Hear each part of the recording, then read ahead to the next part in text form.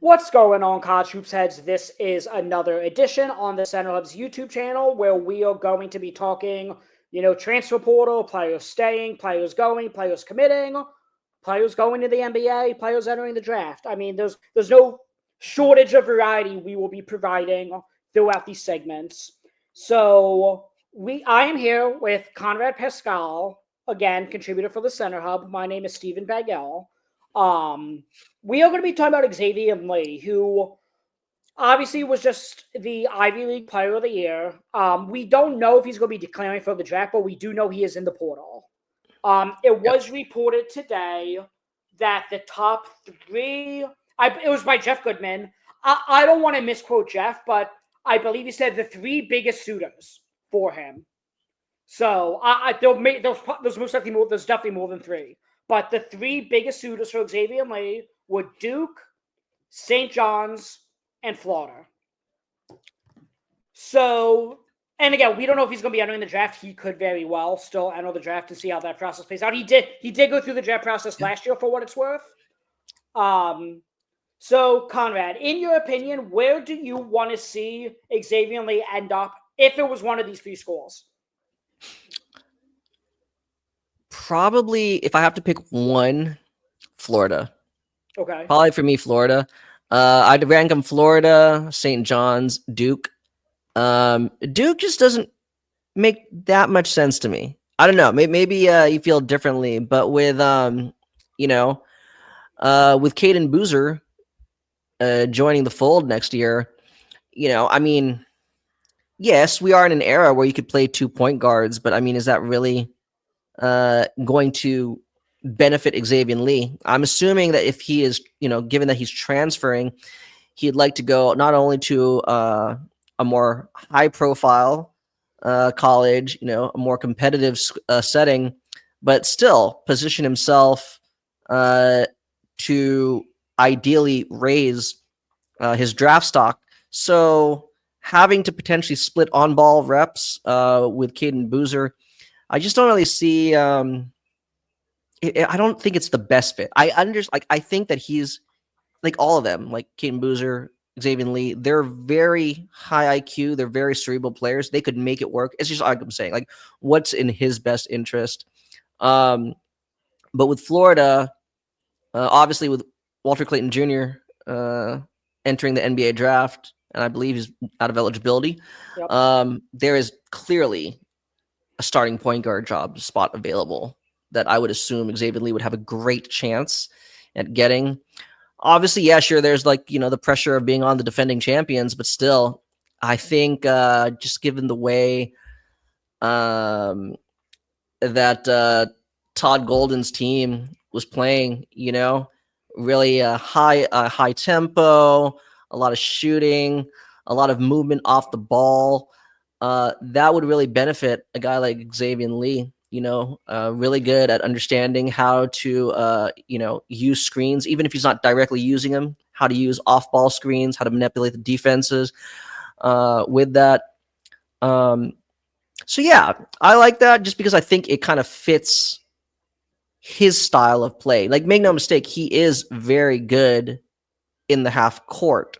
As I always like to say, he has what I call, in my opinion, he has the most functional handle in college basketball, right? Again, there's one thing to be able to change cadence from possession to possession, but to do it between dribble to dribble, he's pretty spot on. And if you see like all the work he does in the off season with his personal trainer and everything like that, you see why he makes it such a big part of his game.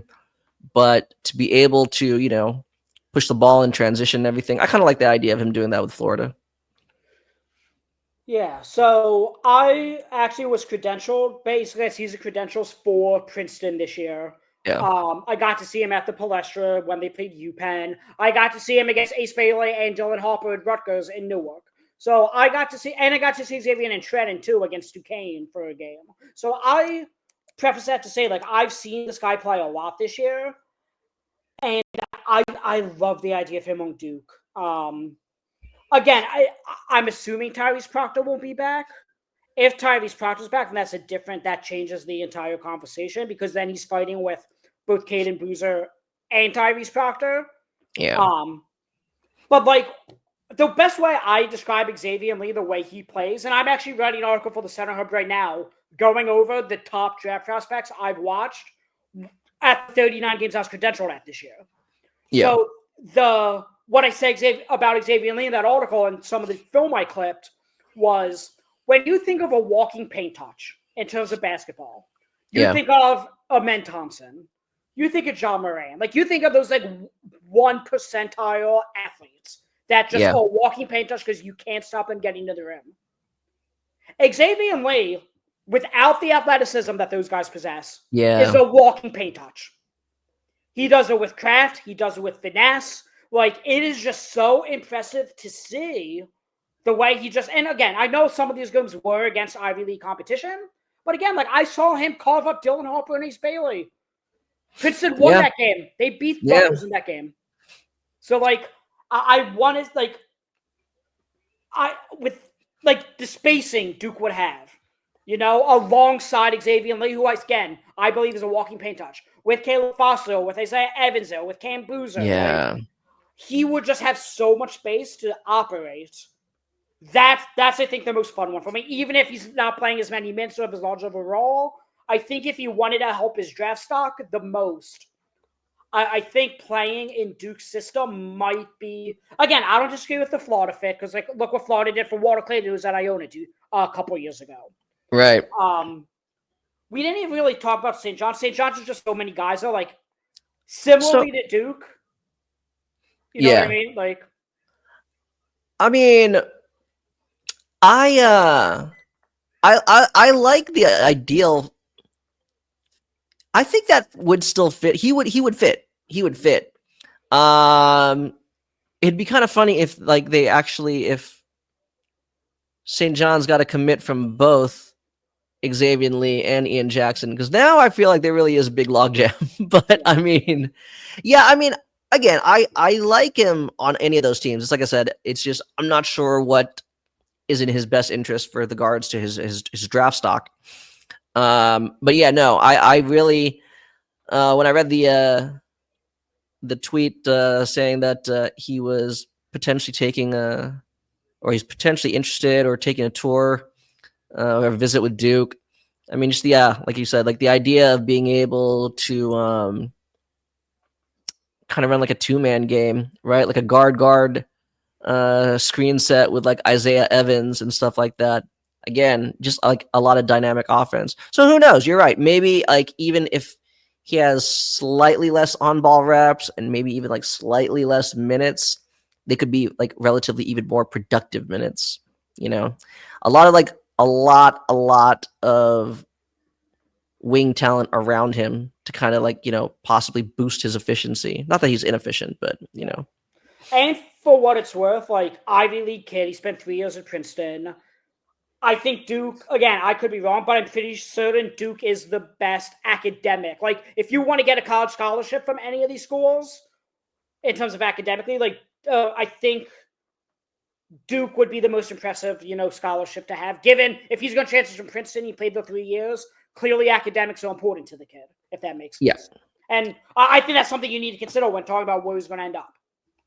Yeah, but on the flip side, like you said, I can see him.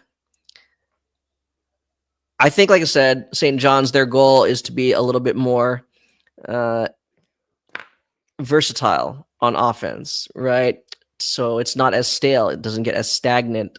But again, they won a lot of games because of their execution in the half court. So I definitely see why Rick Pitino would be very interested in Xaivian Lee. You know, I mean, as you said, right, a walking paint touch, but his paint touches come with purpose. You know, it's not like he's just kind of breaking the paint and then coming out and just probing the defense. You know, he actually is like both the quintessential floor general, but an actual like on-ball playmaker. So yeah, I mean, I like his fit anywhere. It's just, I guess, a matter of what he thinks is best in his best interest.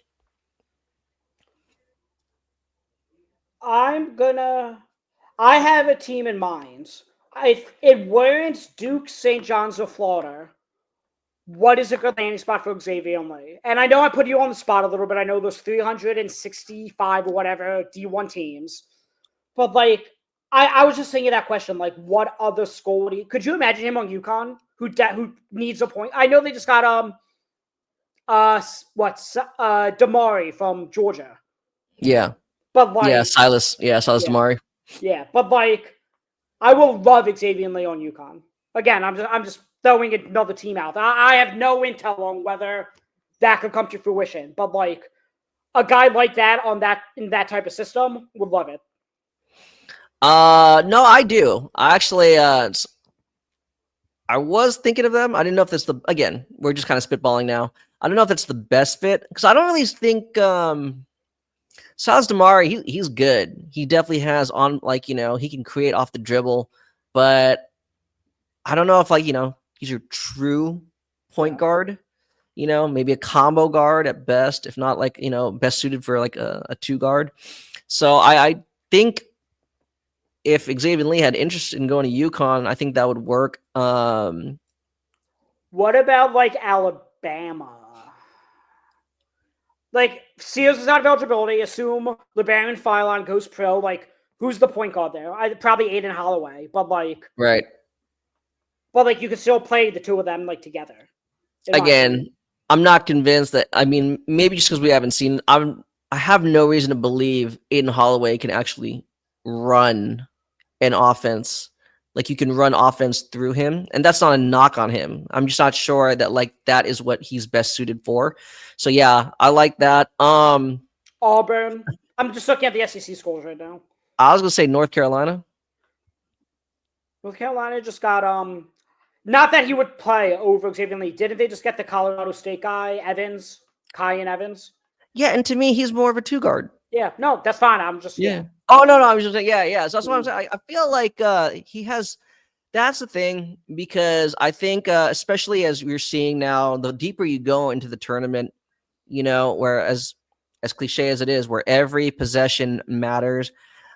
This is where the experience, the upperclassman experience, kind of comes into play.